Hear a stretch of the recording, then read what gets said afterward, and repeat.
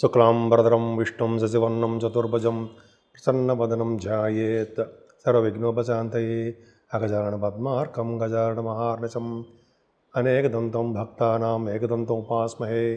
ఓం గం గణపతయే నమః. ఓం శ్రీ మాత్రే నమః. ఓం శ్రీ గురుభ్యో నమః.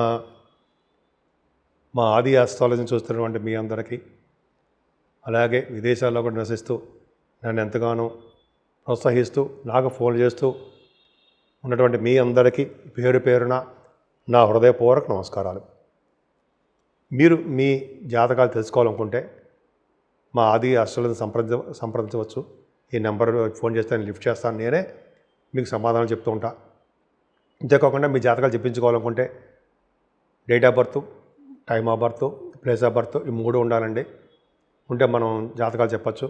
ముహూర్తాలు కూడా పొడుగు పెడుతూ ఉంటాం. పొడుగు ముహూర్తాలు, పెళ్లి ముహూర్తాలు అన్నీ కూడా మన ఆది ఆస్ట్రాలజీని చేస్తూ ఉంటాను నేనే. మీకు నేను చెప్పిన ఈ వీడియోస్ నచ్చితే షేర్ చేయండి, మీ ఫ్రెండ్స్కి సబ్స్క్రైబ్ చేయండి, అలాగే నన్ను ఆశీర్వదించండి. ఇప్పుడు మనం ఏప్రిల్ నెల 1వ తారీఖు నుంచి 30వ తారీఖు వరకు కూడా 12 రాశుల వాళ్ళకి ఎలా ఉండబోతోందో తెలుసుకుందాం. తులారాశి వారికి ఈ నెల మొత్తం కూడా చాలా బాగుందండి. ముఖ్యంగా మీ రాశినే కుజుడు చూడడం, రవి చూడడం వల్ల ధైర్యం ఎక్కువ ఉంటుంది, కొద్దిగా కోపం ఉంటుంది, ప్రయాణాలు చేస్తూ ఉంటారు, కొద్దిగా గట్టిగా మాట్లాడే ఎదుటి వాళ్ళని ఏదో విధంగా మీరు తెలియకుండానే మీకు తెలియకుండానే ఎక్కువ గట్టిగా మాట్లాడేస్తూ ఉంటారు. కోపం వస్తూ ఉంటుంది. కొద్దిగా మాట పొదుపు చేసుకోండి. కాకపోతే మీకు రావాల్సిన సంపదలు ఉండదు సరే, ధనం ఏమాత్రం తగ్గదు. గురుడు ద్వితీయ భావాన్ని చూడడం వలన ధనయోగం పట్టుకుంటుంది. కుటుంబంలో వృద్ధి కలుగుతూ ఉంటుంది. కుటుంబ సభ్యులు మీరంతా గౌరవిస్తూ ఉంటారు. కంఠధ్వని, ముఖవర్చస్సు, కంటి చూపు బ్రహ్మాండంగా మీకు ఉండడానికి అవకాశాలు ఎక్కువ ఉన్నాయి. నిరంతరము విద్యలో బాగా రాణిస్తారు.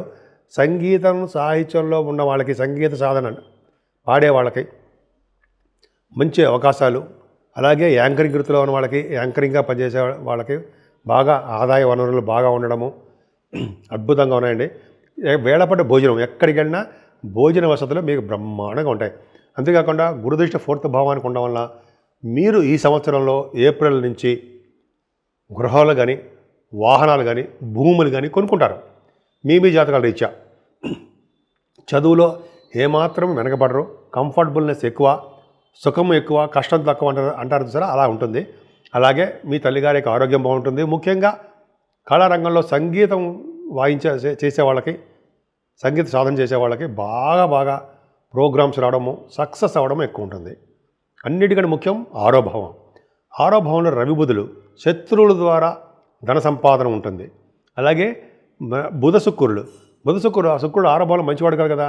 శని కూడా ఆరోభావంలో, శని రవిలు అలాగే రాహువులు ఆరోభావంలో అఖండమైన రాజయోగాన్ని మీకు ఇస్తారు.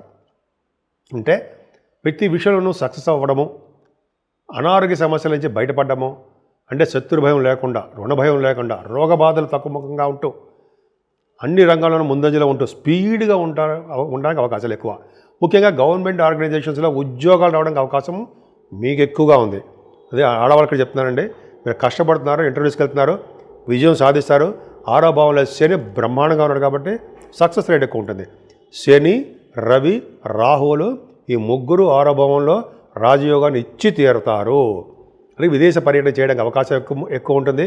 సంపూర్ణమైన అదృష్టవంతులుగా ఉంటారు. ఈ కోర్టు సంబంధించిన విషయాల్లో కానీ, ఈ లా రిలేటెడ్ సంబంధించిన విషయాల్లో కానీ మీకు విజయం సాధించడానికి అవకాశం ఉంది. ప్రాబ్లమ్స్ లేకుండా మీరు విజయం సాధిస్తారు. అంటే ఫేవరబుల్ రిజల్ట్స్ రావడానికే ఎక్కువ అవకాశాలు బ్రహ్మాండంగా మీ జాతకాల్లో ఉన్నాయి. అది చెప్పుకుంటేటప్పుడు చాలా ఉందండి. రవి 14వ తారీఖు నుంచి రవి సప్తమంలోకి వస్తున్నాడు. సప్తమంలో ఉన్న రవి ఏమాత్రం మంచివాడు కాదండి. భార్యాభర్తలని దూరం చేస్తాడు.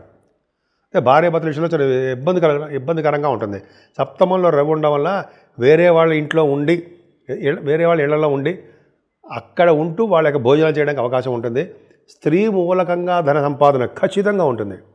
ఎవరికైనా సరే చూసుకోండి, వారి జాతకంలో సప్తమ స్థానంలో కనుక రవి ఉంటే మగవాళ్ళ జాతకంలో ఉంటే స్త్రీ వలన, ఆడవాళ్ళ జాతకంలో ఉంటే పురుషుడి వలన ధనయోగం ఉంటుంది. అంతేకాకుండా సప్తమ స్థానం రవి ఉంటే అంటే భార్య మాట వినడము, అంటే భర్త మాట భార్య గారు వినడము, ఇలాగా అనుగుణంగా ఉండడానికి అవకాశాలు ఎక్కువ ఉన్నాయి. రవి సప్తమ స్థానం ఉండడం కానీ ఏమాత్రం మంచిది కాదండి. భార్యాభర్తల విషయంలో ఎడబాటు అవ్వడము, దూరం అయిపోవడము, పెళ్ళిళ్ళు కాలేకపోవడము చాలా ఇబ్బందులు ఉంటాయి. దానికి రెమెడీస్ కూడా చేసుకోవచ్చు అనుకోండి. సరే, అది పక్క పెడితే అష్టమంలో గురుడు ఉన్నాడు. ఆరో భావంలో ఎలా ఉన్నారో ఆరో భావాధిపతి అష్టమంలో ఉన్నాడు. అలాగే అద్భుతమైన ఫలితాలు మీకు జాతకంలో బాగున్నాయి. 12వ ఇంటి వాడు ఉండే బుధుడు కూడా అష్టమంలో ఉన్నాడు. చూడండి ఎంత అదృష్టమో. 12వ ఇంటి వాడు బుధుడు 6వ ఇంట్లో ఉండము, అలాగే 8వ ఇంటి వాడు 6వ ఇంట్లో ఉండము. ఎంత బాగుందండి. 6వ ఇంట్లో శుక్రుడు. అయితే ఏంటంటే 6, 8, 12 స్థానాధిపతులు వాళ్ళ స్థానాలు మార్చుకున్నారని అర్థం. అంటే రవి శుక్రుడు అష్టమంలో 6వ భావంలో ఉండడము, అలాగే గురుడు అష్టమంలో ఉండడం వల్ల విపరీతమైన రాజయోగము మీ తులారాశి వాళ్ళకి ఖచ్చితంగా ఉంటుంది. ఈ కన్ఫ్యూజన్ లేకుండా చెప్పడం ఏంటంటే ఈ గ్రహాల యొక్క 6, 8, 12 యొక్క గ్రహాల యొక్క ప్రభావము రాజయోగ కారకులు అవుతారు. సరే, దశమస్థానంలో కుజుడు అంత అద్భుతంగా లేడు. ముఖ్యంగా సాఫ్ట్వేర్ రంగ ఉద్యోగస్తులకి చాలా ప్రాబ్లమ్స్ క్రియేట్ అవుతాయి. ఉన్న ఉద్యోగాలు పోవడము, ఉద్యోగ భద్రత లేకపోవడము ఇవన్నీ జరుగుతుందండి. గవర్నమెంట్ ప్రొఫెషన్లో ఉన్న వాళ్ళకి కూడా జాగ్రత్తగా ఉండాల్సిందే. ఇందాక 6వ భావంలో రాజకీయ నాయకులకి పదవులు వస్తాయని చెప్పారు సరే, అది కరెక్ట్. ఏదైనా 12వ భావంలో కేతువు ఉండడం వలన ధనము విపరీతం ఖర్చు అవ్వడం జరుగుతూ ఉంటుంది. గురుదృష్టి కూడా ఉండడం వలన తీర్థయాత్రలు, పుణ్యక్షేత్ర దర్శనాలు, అలాగే సన్మానాలు ఇవన్నీ మీకు ఎక్కువ జరగడానికి అవకాశం ఉంది. ఏదేమైనా స్త్రీ మూలకంగా ధనయోగము, అయితే పురుషుడు మూలకంగా ధనయోగము 14వ తారీఖు నుంచి ఒక నెల్లాళ్ళ పాటు తులారాశి వాళ్ళకి ఉండబోతోంది. సో ఈ విధంగా మీ జాతకం చాలా బాగుందండి. మీరు పూజించవలసిన దేవుడు అమ్మవారిని పూజించడం వల్ల, అలాగే సూర్య భగవాన్ ఆరాధన చేయడం వల్ల మీరు అన్ని రంగాల్లోనూ ముందంజలో ఉంటారు. ఈ ఏప్రిల్ నెలలో 12 రాశుల వాళ్ళు చేయదగ్గ పూజలు ఏంటంటే 12 రాశులు అంటే మేషరాశి నుంచి మీనరాశి వరకు కూడా మన ఏప్రిల్ నెలలోనే 6వ తారీఖు శ్రీరామనవమి. అద్భుతం. శ్రీరామచంద్రుడు, భద్రాద్రి రాముడు, అలాగే ఒంటిమిట్ట కోదండ స్వామి కళ్యాణాలు ఈ ఏప్రిల్ నెలలోనే జరగబోతున్నాయండి. మనం అందరం కూడా శ్రీరామచంద్రుడి యొక్క కృపకి మనం పాత్రలు అవుదాం. ఆ రోజు కళ్యాణం, శ్రీరామచంద్రుడి యొక్క కళ్యాణం చేయించుకోవడము, శ్రీరామచంద్రుడి యొక్క దర్శనం చేసుకోవడము, వీలుంటే భద్రాచలం వెళ్ళడము, లేకపోతే మన ఇళ్లలోనే మన టీవీలో చూస్తూ ఉంటాం. అలాగే మన ఊళ్ళో కూడా శ్రీరామచంద్రుని కళ్యాణం చేయించుకోవడము, శ్రీరామచంద్రుని ఆరాధించడం ఎంతో అదృష్టం ఉండాలండి, ఉంటుంది. ఎవరైతే శ్రీరామచంద్రుడి కళ్యాణం చేయించుకుంటారో వాళ్ళకి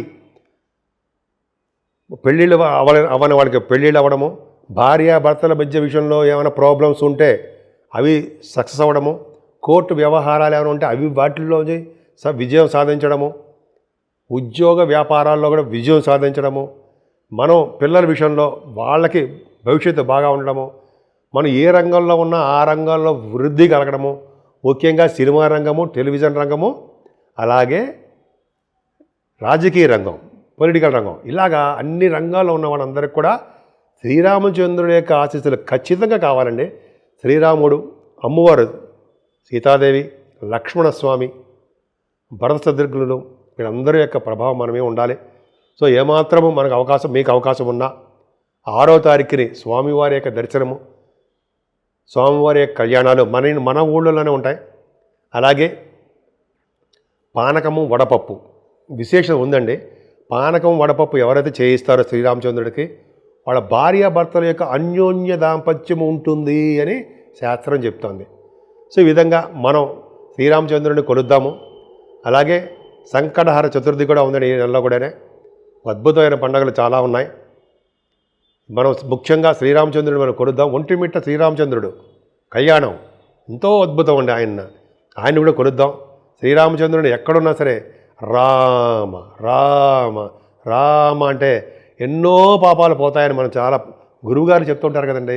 సో ఈ నెల మొత్తం కూడా శ్రీరామచంద్రుడిని కొలుస్తూ, శ్రీరామచంద్రుడే మనం నిలవెల్లా ఆయన్ని పూజిస్తూ, ఆయనకు కావాల్సినటువంటి మనం సపరీలు చేసుకుంటూ, స్వామివారి యొక్క ఆశీస్సులకి, ఆయనకి కృపకి మనం పాత్రలు అవుదాం.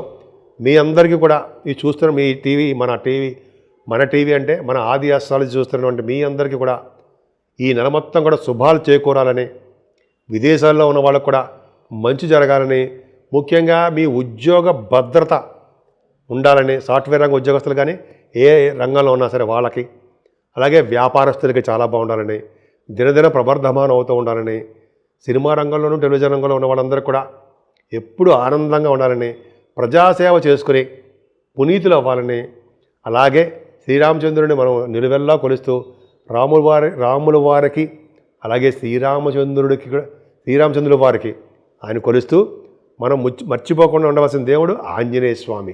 ఆంజనేయ స్వామిని నిరంతరం పూజించడం వలన శ్రీరామచంద్రుడి యొక్క కరుణా కటాక్షాలు మనకు కలగాలంటే ఆంజనేయ స్వామిని పట్టుకోవాలంటారు. సో ఈ విధంగా మన అందరినీ శ్రీరామచంద్రుడిని ఆంజనేయ స్వామిని పూజిస్తూ ఈ నెల మొత్తం కూడా అద్భుతమైన ఫలితాలు కలగాలని, మనందరికీ కలుగుతాయని, అందరూ కూడా మంచి సుఖ సంతోషాలతోటి ఆయురారోగ్యాలతో ఉండాలని నేను మనస్ఫూర్తిగా కోరుకుంటున్నాను.